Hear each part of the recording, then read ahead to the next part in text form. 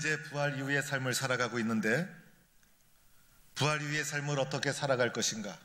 초대교회 성도들은 부활 이후의 삶을 어떻게 살아갔을까? 우리는 한번 좀 생각해 보아야 되지 않을까요? 부활의 정신 중에 하나가 최후 승리의 정신인데 부활을 믿는 초대교회 성도들 어려움이 있고 힘든 것이 있고 인생에 여러 환난과 시련이 있었어도 최후 승리의 부활 신앙을 가지고 세상을 이겨나갔던 것입니다. 복음의 핵심은 십자가와 부활입니다. 그런데 여기에 하나를 덧붙이자면 재림이라는 사건을 추가할 수가 있습니다. 초대교회 성도들이 십자가와 부활 신앙이 있었지만은 더하여 주님의 재림에 대한 분명한 고백을 가지고 있었던 것입니다. 우리도 예배 시간마다 사도신경을 우리의 신앙으로 고백하면서 거기로부터 살아있는 자와 죽은 자를 심판하러 오십니다. 주님의 다시 오심을 매 시간마다 고백하고 있습니다. 주님의 다시 오심, 주님의 재림, 이 재림에 대한 분명한 믿음을 갖는 성도가 될 수 있기를 바랍니다. 사도행전 1장 11절에도 하늘로 올려가신 예수는 하늘로 가심을 본 그대로 오시리라, 이렇게 승천하신 예수님의 다시 오심을 성경은 분명히 우리에게 약속하고 있습니다. 초대교회 성도들은 주님의 재림이 곧 오신다고 믿었습니다. 우리 시대에 주님이 다시 오신다고 믿었던 것입니다. 그래서 성경에 보면 이 세대가 지나가기 전에 모든 일이 다 이루어지리라. 그날이 덕과 같이 너희에게 임하리라. 인자가 구름을 타고 능력과 큰 영광으로 오는 것을 보리라. 그래서 자기 시대에 주님이 재림할 것이고 주님의 재림을 우리는 보게 될 것이라는 임박한 주님의 다시 오심에 대한 확신을 가지고 있었고, 이런 확신과 믿음이 있었기 때문에 환난과 시련을 이겨나갈 수가 있었던 것입니다. 그런데 기다리던 주님의 재림이 오지 않는 것이었습니다. 1년이 지나고 2년이 지나고 10년이 지나도 주님은 오시지 않았습니다. 주님의 재림이 점점 연기가 되면서 사도들도 1명, 2명 세상을 떠나고 주님의 재림을 기다리던 수많은 성도들도 한 사람 한 사람 세상을 떠나게 됩니다. 도대체 우리 주님은 언제 오시는 것일까? 우리 주님 곧 오신다고 하는데 왜 이리 지체되는 것일까? 아빠가 아침에 출근해서 정해진 시간에 집에 와야 되는데 오질 않는 거예요. 1시간이 지나도 2시간이 지나도 아빠의 퇴근이 지연되고 나면 집에서 기다리는 사람들은 불안하게 됩니다. 이렇게 주님의 재림이 지연되면서 교회는 혼란에 빠지게 됩니다. 마침내 교회는 깨닫게 됩니다. 주님의 재림이 지연될 수도 있다는 것입니다. 주님의 재림이 먼 미래에 일어날 수도 있다는 것을 깨닫게 됩니다. 주님의 재림이 먼 미래에 일어날 수도 있다는 믿음을 새롭게 가져야 될 필요를 느꼈던 것입니다. 오늘 누가복음을 기록하면서 주님의 재림의 지연을 예측하고 있었어요. 그래서 주님은 분명히 오시기는 하는데 언제 오실지 모른다. 주님의 재림이 우리 시대에 오면 좋지만은 우리 시대에 오지 않고 주님의 재림은 연기될지도 모른다라는 이런 배경 속에 오늘의 말씀이 기록되고 있었던 것입니다. 오늘 읽은 누가복음 24장, 엠마오로 가는 두 제자가 부활하신 예수님을 만난 사건이 기록되어 있습니다. 누가복음 24장에 예수님의 부활의 사건이 3가지가 나옵니다. 그 중에 두 번째가 엠마오로 가는 두 제자가 부활하신 예수님을 만난 사건. 그런데 이 사건은 13절부터 35절까지 자그만치 22절에 걸쳐서 가장 길게 부활의 사건을 우리에게 말해주고 있습니다. 오늘 엠마오로 가는 두 제자의 모습을 살펴보면 이 전체적인 사건은 이야기체로 되어져 있어요.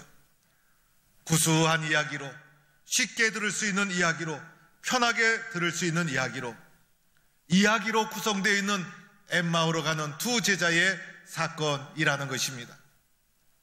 또한 여기서 나오는 두 제자는 예수님의 12제자가 아니었어요. 예수님의 12제자와 친한 사람이었지만은 12제자를 넘어 또 다른 제자에게 예수님의 부활의 사건이 체험되고 있었다는 것입니다. 부활의 사건이 12제자의 전유물이 아니었다는 거예요. 12제자만이 부활하신 예수님을 만난 것이 아니었다는 거예요. 부활의 사건이 12제자를 넘어 다른 제자들, 다른 성도들에게 부활의 사건의 확장이 기록되어 있다는 것입니다. 또 하나는 이 사건을 자세히 읽다 보면 세밀하게 기록된 것을 알게 됩니다. 두 사람이 길을 가면서 나누었던 대화의 내용이 무엇이었는가? 예수님이 그곳에 함께 동행하면서 나누었던 대화가 무엇이었는가? 그들의 심리 상태, 그들의 영적 상태, 그들의 감정, 그들의 마음 상태, 모든 것이 세밀하게 표현되어 있는 것을 보게 됩니다. 오늘 이 사건이 길게 자세하게 나타난 이유가 무엇일까? 누가는 오늘 이 본문을 통해서 우리에게 무엇을 말하고자 하는 것일까? 오늘 이 말씀을 13절부터 살펴보면 먼저는 두 제자가 예루살렘으로부터 나와서 엠마오라는 것을 향하여 나가게 됩니다. 예수님의 십자가의 사건이 있었던 예루살렘을 그들은 떠났다는 것이에요. 그들은 예루살렘을 떠나고 예수님을 떠나고 또 다른 세계를 향해 나아가고 있었지만은 예수님은 그들을 먼저 찾아오십니다. 예수님이 그들과 먼저 찾아오셔서 길을 가는 그들과 함께 동행하게 됩니다. 그러나 이들은 예수님을 알아보지 못합니다. 부활하신 예수님이 그들 가운데 찾아오셔서 동행하고 계심에도 불구하고 그들은 부활하신 예수님을 알아보지 못하게 됩니다. 엠마오로 가는 두 제자가 부활하신 예수님을 왜 알아보지 못했을까? 오늘 본문 말씀에는 두 가지 이유가 나옵니다. 첫째는 그들의 눈이 감기어져 있었기 때문이었습니다. 이들의 눈은 영적인 눈을 말하는 것이었을 거예요. 영적인 눈이 감겨져 있으니 부활하신 예수님이 동행하고 있음에도 불구하고 부활하신 예수님을 알아보지 못했다는 것입니다. 눈이라는 것이 얼마나 소중합니까? 우리는 눈에 보이는 대로 판단하고 생각하게 됩니다. 눈에 보이는 것을 믿게 됩니다. 우리는 눈을 의지하며 인생을 살아갑니다. 사람들 가운데 눈이 아주 좋아서 평생 안경 한번 안 끼고 살아가는 사람도 있어요. 아주 축복받은 사람이라 할 수가 있는 거예요. 그런데 육신의 눈만이 눈이 아닌 것이에요. 우리들에게는 또 다른 눈, 영적인 눈이 있다는 것이에요. 그런데 이 영적인 눈이 감겨져 있어서 부활하신 예수님이 동행하고 있음에도 알아보지 못했다는 것이고, 부활하신 예수님을 알아보지 못했던 것은 그들의 영적인 눈이 감겨져 있었기 때문입니다. 두 번째 이유는 그들의 심령 상태가 슬픔 가운데 있었기 때문에. 왜 그들의 심령 상태가 슬픔 가운데 있었을까? 십자가만을 체험했기 때문이었어요. 부활이 없는 십자가는 실패와 슬픔입니다. 그래서 십자가에 대한 슬픔, 하나님 나라 좌절에 대한 슬픔으로 그들의 심령이 가득 차 있었던 것이죠. 그들의 겪은 슬픔을 본문의 원어를 살펴보면 속에서 솟구쳐 올라왔다는 뜻이 있어요. 얼마나 슬픔이 컸는지 마음 중심에서 슬픔이 솟구쳐 올라왔다는 것입니다. 이런 슬픔, 이런 좌절, 실망감, 좌절감, 이런 것으로 가득 채워 있으니 부활하신 예수님을 알아보지 못했다는 것입니다. 지금 부활의 새 아침이 밝아오지 않았습니까? 예수님 부활하셔서 부활의 새 시대가 시작되지 않았습니까? 그런데 엠마오로 가는 두 제자는 슬픔 속에 잠겨 있었어요. 그들의 눈이 감겨져 있었어요. 그래서 여전히 어두운 가운데, 슬픔 가운데 새 시대를 보지 못하고 부활하신 예수님을 만나지 못하고 있었다는 것입니다. 오늘 부활의 주님이 저와 여러분과 함께 하십니다. 그런데 이 부활의 주님을 알지 못하고 눈이 가리워져서 부활의 주님을 보지 못하고 세상 살면서 슬픔과 낙심과 원망과 어두운 가운데 처해 있는 성도가 있을 수가 있다는 것이에요. 오늘 우리의 삶의 모습을 엠마오로 가는 두 제자를 통해서 주님은 말해주고 있는 것입니다. 이들이 엠마오로 가다가 이제 엠마오에 다 도착하게 됩니다. 예수님을 강건해서 어느 집에 들어가서 예수님과 함께 음식을 나누게 됩니다. 예수님이 그들에게 떡을 떼어 축사하시고 떼어주시게 됩니다. 예수님이 떡을 떼는 모습은 어디서 많이 본 모습이었습니다. 베세다 들판에서 5,000명을 먹이실 때 예수님 떡을 떼셨죠. 마가의 다락방에서 마지막 유월절 식사를 할 때 떡을 떼셨죠. 이 두 제자가 예수님이 축사하시고 떼어주는 떡을 받아 먹는 순간 영적인 눈이 밝아져서 예수님을 알아보게 됩니다. 예수님을 비로소 알아보고 부활하신 예수님이시구나, 예수님이 우리와 함께 하셨구나, 예수님이 우리와 함께 하심에도 불구하고 우리가 그것을 왜 깨닫지 못했을까? 부활하신 예수님을 알아보고 그들이 예수님을 향해서 예수님하고 알아보는 그 순간 눈에 보였던 그 예수님이 사라지고 보이지 않게 되었다는 것입니다. 여러분, 참 신기한 현상이죠. 예수님이 계셔도 보지 못할 때가 있어요. 영적 눈이 감겨져 있어서 예수님이 분명히 옆에 계심에도 불구하고 알지 못하고 보지 못하는 사람이 있다는 것입니다. 그런데 오늘 이 순간 어땠습니까? 영적인 눈이 떠졌어요. 그러나 예수님이 보이지 않았어요. 그러나 보이지 않음에도 불구하고 어떻게 되었습니까? 예수님의 부활에 대해서 믿는 성도가 되지 않았습니까? 예수님이 보이건 보이지 않건 그것이 그렇게 중요하지 않다는 거예요. 예수님이 보이지 않았음에도 불구하고 부활에 대한 확신과 믿음을 가지고 있었다는 것이에요. 부활에 대한 확실한 믿음을 가지고 있으니 예수님이 더 이상 그들 보일 필요가 없었다는 것이에요. 예수님은 도마에게도 이렇게 말했죠. 너는 나를 본 거로 믿느냐? 보지 못하고 믿는 자는 복되도다. 예수님이 보이지 않아도 부활에 대한 믿음과 확신을 가지고 살아가는 성도, 이런 성도를 주님이 기뻐하시는 것입니다. 오늘 이제 두 제자는 부활의 신앙, 부활의 믿음을 가지고 살아가게 됩니다. 부활의 주님을 엠마오로 가는 도상에서 분명히 체험했어요. 이제 부활의 체험을 가지고 살아가는 이 두 제자의 모습을 통해서 부활의 시대를 살아가는 우리들이 어떻게 살아가야 되는가를 주님은 말해주고 있는 것입니다. 첫째는 부활의 신앙, 부활의 주님을 만난 사람은 말씀 중심의 신앙의 길을 걸어가야 한다는 것입니다.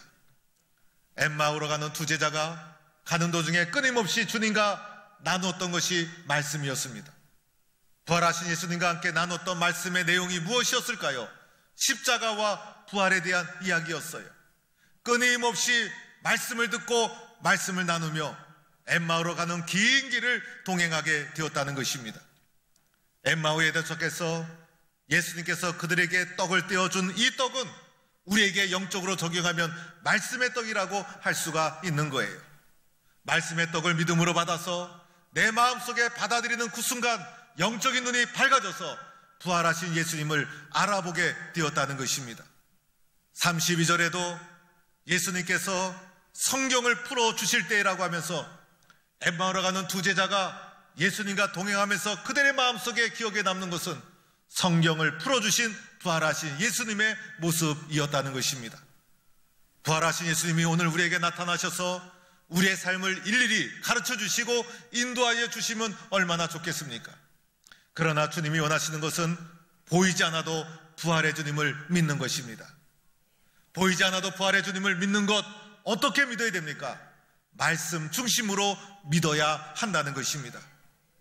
말씀 중심으로 살아가는 신앙의 삶, 부활의 이유를 살아가는 우리들의 삶의 자세, 말씀을 중심으로 한 믿음의 삶, 이것을 우리에게 가르쳐 주고 있는 것입니다. 주님은 우리에게 말씀으로 다가오시는 분이죠. 말씀 가운데 우리와 함께 하시는 분이십니다. 우리 교회 성도들의 7대 실천사항 두 번째, 말씀 실천. 말씀을 듣는 자세, 주여 종이 듣겠나이다. 사모하는 심령으로 하나님의 말씀을 내 마음속에 마치 떡을 먹듯이, 빵을 먹듯이 내 심령 속에 주님의 말씀을 아멘, 아멘 하면서 받아들여야 하는 것입니다. 그럴 때 나의 눈에 보이지 않지만은 말씀을 통해서 나의 삶을 인도해 주신 부활하신 예수님, 살아계신 이심을 우리는 체험할 수가 있게 된다는 것입니다.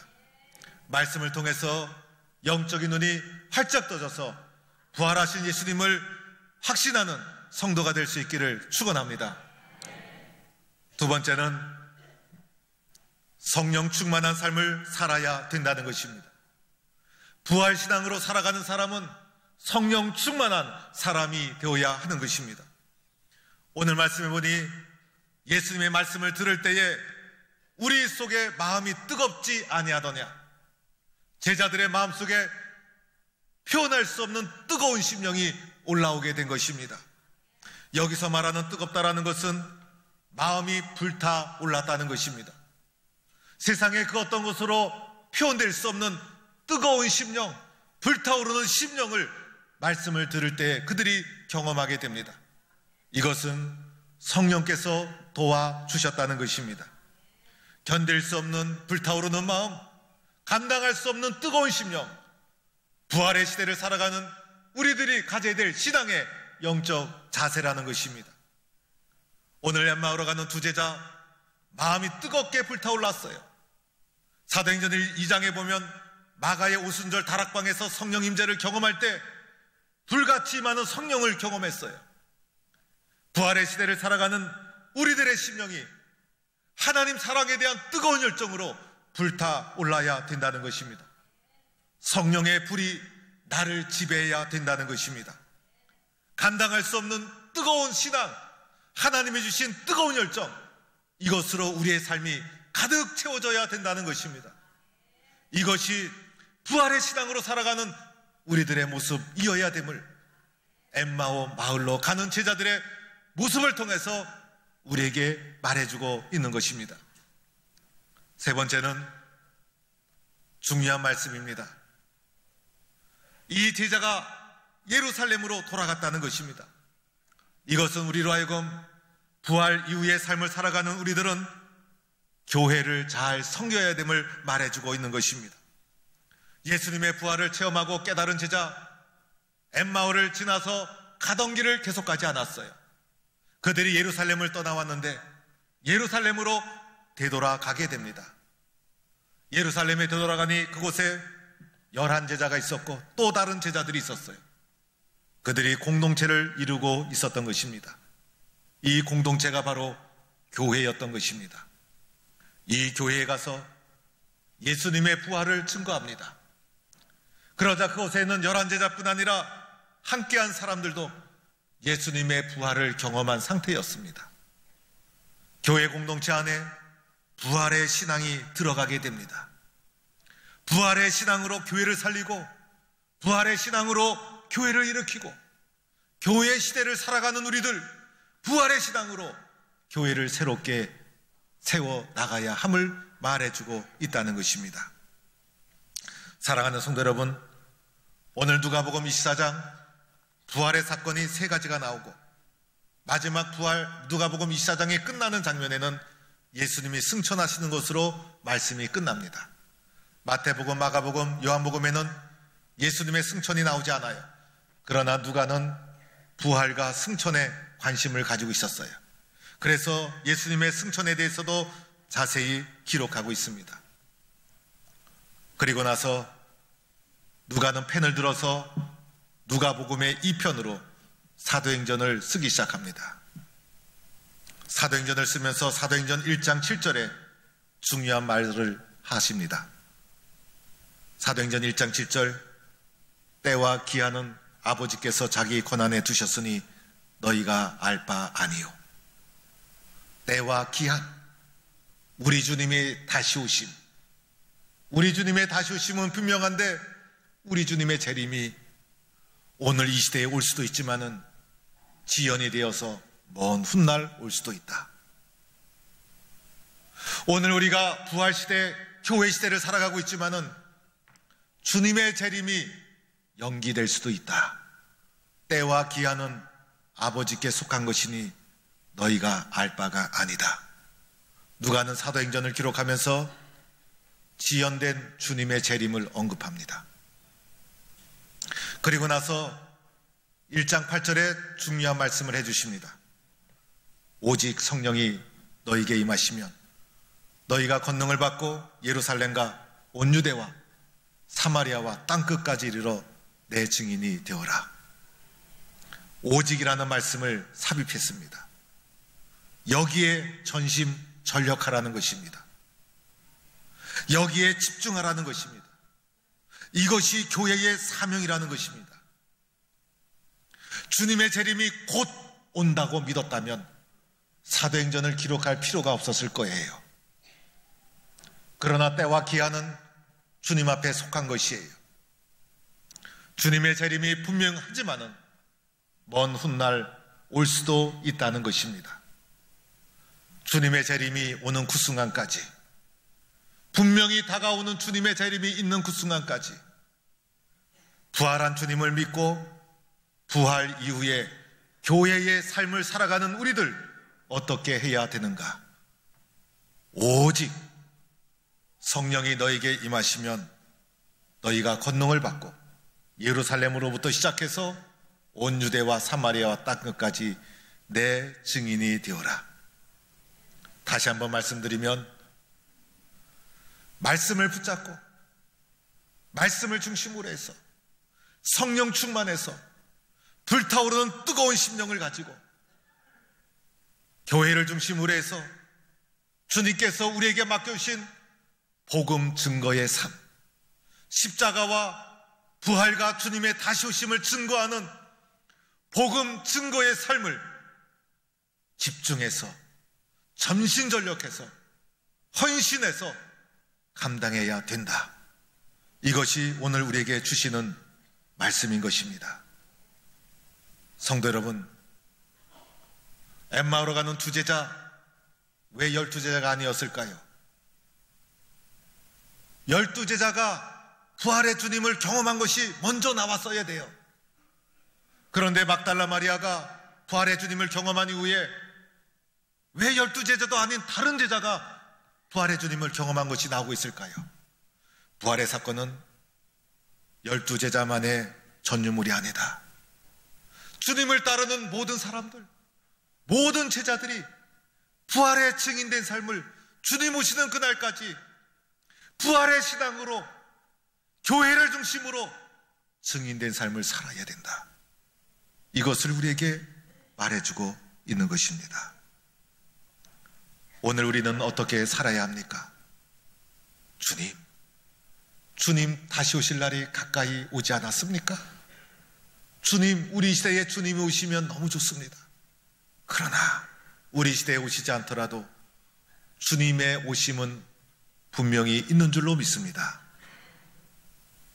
주님이 오시는 그날까지 우리는 어떻게 믿음의 길을 걸어가야 됩니까? 부활의 신앙으로, 최후 승리의 신앙으로, 세상에서 어려움이 닥치고 시련이 닥치고 문제가 일어나도 낙심하지 말고 최후 승리의 믿음으로 엠마오에 가던 두 제자가 체험한 것처럼 말씀을 붙잡고 성령 충만한 불타오르는 심령을 가지고 교회에 맡겨주신 존귀한 사명, 복음의 증인이 되어라. 주님이 교회에 맡겨주신 이 존귀한 사명, 최후 승리의 그날까지 전심전력하고 집중해서 충성하는 성도가 되어야 할 줄로 믿습니다. 이렇게 주님 앞에 쓰임받은 성도가 되기를 주의 이름으로 간절히 축원합니다.